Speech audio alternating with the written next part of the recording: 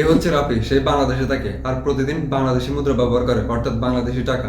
এখন সে ঘুরতে যেতে চায় জাপানে, সেখানের মুদ্রা হচ্ছে ইয়েন। কিন্তু টাকা অ্যাক্সেস করতে গিয়ে সে দেখে 1 টাকা সমান 1.28 ইয়েন। এরপর সে যায় ভিয়েতনামে, সেখানে 1 টাকা সমান 275.06 ভিয়েতনামি ডং। 1 মিনিট, টাকার এই মানের পার্থক্য কেন? কেন 1 টাকা সমান 1 ইয়েন সমান $1 নয়? আর কেন প্রতিদিনে অ্যাক্সেস রেট বদলে যায়? আর সব দেশ কেন একই কারেন্সি ব্যবহার করতে পারে না, যেমন ডলার? অনেক বছর আগে টাকা বা মুদ্রা গোল্ডের সাথে সম্পৃক্ত ছিল। এই সিস্টেমকে বলা হতো গোল্ড স্ট্যান্ডার্ড। মানে একটি দেশের মুদ্রার পিছনে একটি নির্দিষ্ট পরিমাণ গোল্ডের ব্যাকআপ থাকতো। যেমন আগে ইউএস ডলার একটি নির্দিষ্ট পরিমাণ গোল্ডের সঙ্গে বাঁধা ছিল। তখন অ্যাক্সেস রেট ছিল স্থিতিশীল, কারণ কোনো দেশে ইচ্ছামতো টাকা চাপাতে পারতো না। ওদের হাতে যত গোল্ড সেই অনুপাতে মুদ্রা চাপানো যেত। কিন্তু বিশ্ব অর্থনীতি বড় হতে লাগলো, যুদ্ধ শুরু হলো, আন্তর্জাতিক বাণিজ্য বাড়লো, এবং সবাই বুঝলো গোল্ডের ব্যাকআপ রাখা প্রায় অসম্ভব। তাই 1970-এর দশকে প্রায় সব দেশে চলে আসে নতুন ব্যবস্থা। সেটা হলো ফিয়াত মানি সিস্টেম। ফিয়াত মানি সিস্টেম কি? ফিয়াত মানি হলো এমন মুদ্রা যেটার মূল্য আছে শুধু কারণ সরকার বলে এটা মূল্যবান, আর মানুষও সেটা বিশ্বাস করে। এই মুদ্রার পেছনে কোনো গোল্ড বা সিলভারের ব্যাকআপ থাকে না। মূলত মানুষের বিশ্বাসে এই মুদ্রার আসল ভরসা। ভাবুন তো, যদি একদিন সবাই বিশ্বাস হারায় যে টাকার কোনো দাম নেই, তাহলে বাংলাদেশের টাকা এক রাতে মূল্যহীন হয়ে যাবে। ফিয়াট মানি এর ভ্যালু নির্ভর করে যোগান ও সাপ্লাইয়ের উপরে বা ডিমান্ড অ্যান্ড সাপ্লাইয়ের উপর। যদি অনেক মানুষ ওই মুদ্রা চায়, মানে চাহিদা বেশি, তাহলে মান বাড়বে। আর কেউ না চাইলে মান কমে যাবে। তাই শক্তিশালী অর্থনীতির দেশ যেমন আমেরিকা বা ইউরোপ, তাদের মুদ্রার মান সবসময় বেশি থাকে। আর দুর্বল অর্থনীতির দেশ যেমন ভেনেজুয়েলা বা জিম্বাবুয়ে, তাদের মুদ্রার মান একদম নিচে, কারণ মানুষ বিশ্বাস হারিয়েছে। ইনফ্লেশন মানে হলো আপনার টাকার ক্রয় ক্ষমতা কমে গেছে। অর্থাৎ আগে যেই টাকায় বেশি জিনিস পাওয়া যেত, এখন সেই টাকায় কম জিনিস পাওয়া যায়। 2020 সালে 1 লিটার সয়াবিন তেল কিনতেন 100 টাকায়, কিন্তু 2025 সালে 1 লিটার সয়াবিন তেল 180 টাকা। মানে আপনার 100 টাকার মান কমে গেছে। ইনফ্লেশন হয় যখন বাজারে টাকার পরিমাণ বেড়ে যায়, কিন্তু পণ্য ও সেবা সেই অনুপাতে বাড়ে না। উদাহরণ হিসেবে জিম্বাবুয়ের কথা বলা যায়।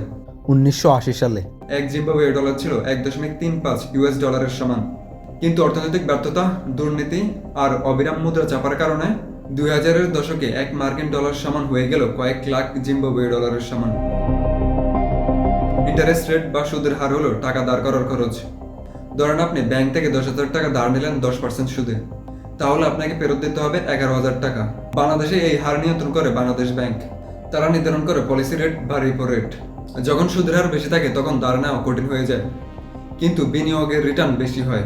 তখন বিদেশি বিনিয়োগকারীরা বাংলাদেশে বিনিয়োগ করতে চায়, যা টাকার চাহিদা বাড়িয়ে দেয় এবং মুদ্রার মানকে শক্তিশালী করে। কিন্তু হার যদি খুব বেশি হয়, তাহলে ব্যবসা আর মানুষ ঋণ নিতে ভয় পায়। ফলে অর্থনীতি ধীর হয়ে যায়, বেকারত্ব বাড়ে।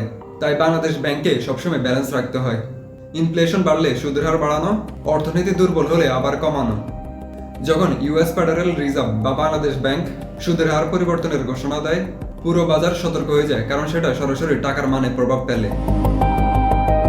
ধরুন কোনো বিদেশি কোম্পানি যেমন M&H বাংলাদেশে গার্মেন্টস ফ্যাক্টরি খুলতে চায়, তাহলে তাদের লাগবে বাংলাদেশি টাকা কারখানা বানাতে, শ্রমিকের বেতন দিতে আর স্থানীয় খরচ চালাতে।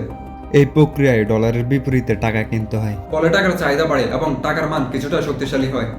কিন্তু বিদেশিরা শুধু সেখানে বিনিয়োগ করে যেখানে রাজনৈতিক স্থিতিশীলতা আর রীতি একই রকম থাকে। যদি দেশে ঘন ঘন ধর্মঘট, রাজনৈতিক অস্থিরতা বা নীতির পরিবর্তন হয়, তাহলে বিদেশি বিনিয়োগকারীরা ভয় পায়। তাই যেসব দেশ যেমন সিঙ্গাপুর, মালয়েশিয়া, ভিয়েতনাম, তাদের অর্থনীতি স্থিতিশীল, তাই বিনিয়োগও বেশি, আর তাদের মুদ্রাও শক্তিশালী। বাণিজ্যের ভারসাম্যের উপরও দেশের মুদ্রার মান নির্ভর করে। বাংলাদেশ রপ্তানি করে পোশাক, মাছ, চামড়া, ঔষধ, আর আমদানি করে যন্ত্রপাতি, তেল, কাঁচামাল। যখন আমরা বেশি রপ্তানি করি, বিদেশ থেকে ডলার আসে আর সেটা টাকায় রূপান্তর হয়, ফলে টাকার চাহিদা বাড়ে।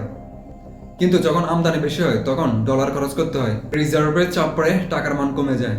তাই সরকার সবসময় চেষ্টা করে রপ্তানি বাড়াতে এবং অপ্রয়োজনীয় আমদানি কমাতে। এখানে একটি দারুণ উদাহরণ হলো পেট্রোডলার সিস্টেম। যখন আমেরিকা সৌদি আরবকে বুঝায় যে তারা তেল বিক্রি করবে শুধু ইউএস ডলারে, তখন থেকে ডলারের চাহিদা আকাশ ছোঁয়া হয়। ফলে ডলার আজও বিশ্বের শক্তিশালী মুদ্রা। অনেক দেশ স্থিতিশীলতা বজায় রাখার জন্য তাদের মুদ্রাকে শক্তিশালী দেশের মুদ্রার সঙ্গে প্যাক করে রাখে।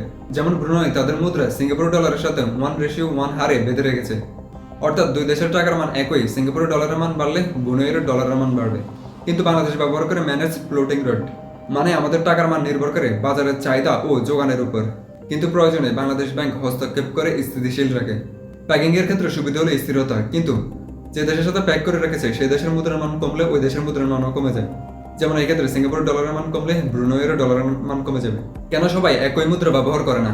অনেকে ভাবে যদি গোটা দুনিয়ায় একটাই কারেন্সি বা মুদ্রা থাকতো তাহলে কোনো ঝামেলাই থাকতো না। দেখতে ভালো লাগলেও বাস্তবে এটা সম্ভব না। ধরুন ইউরোপের ইউরোজোনের সব দেশ একই মুদ্রা ব্যবহার করে, যা ভ্রমণ ও বাণিজ্যের জন্য ভালো। কিন্তু সমস্যা হলো প্রতিটি দেশ তাদের অর্থনীতি অনুযায়ী মুদ্রার মান নিয়ন্ত্রণ করতে পারে না। যেমন গ্রিস যখন 2009 সালে আর্থিক সংকটে পড়ে, তখন জার্মানি, ফ্রান্স এবং অন্যান্য দেশের উপরেও এর প্রভাব পড়ে। তাই পুরো পৃথিবীতে যদি একটাই মুদ্রা ব্যবহার করা হয়, কোনো দেশের অর্থনীতি ব্যর্থ হলে সব দেশের একসাথে পতন। টাকার মান কি যত বেশি তত ভালো? না, সবসময় না। একটি শক্তিশালী মুদ্রা আমদানি সস্তা করে দেয়, কিন্তু রপ্তানি পণ্যকে দামি করে ফেলে, যা রপ্তানি নির্ভর দেশের জন্য খারাপ। অন্যদিকে দুর্বল মুদ্রা রপ্তানি বাড়াতে সাহায্য করে, কারণ বিদেশিরা পণ্য তখন সস্তায় পায়। এই কারণেই চীন মাঝে মাঝে ইচ্ছাকৃতভাবে নিজের মুদ্রার মান কমিয়ে রাখে, যাকে বলা হয় কারেন্সি ডিভ্যালুয়েশন। তাহলে দেখা গেল একটি দেশের মুদ্রার মান নির্ভর করে inflation, interest rate, foreign investment, trade balance আর রাজনৈতিক স্থিতিশীলতার উপর। প্রতিটি মুদ্রা আসলে বলে দেয় একটি দেশের অর্থনীতি কতটা শক্তিশালী এবং মানুষ সেটার উপর কতটা বিশ্বাস রাখে।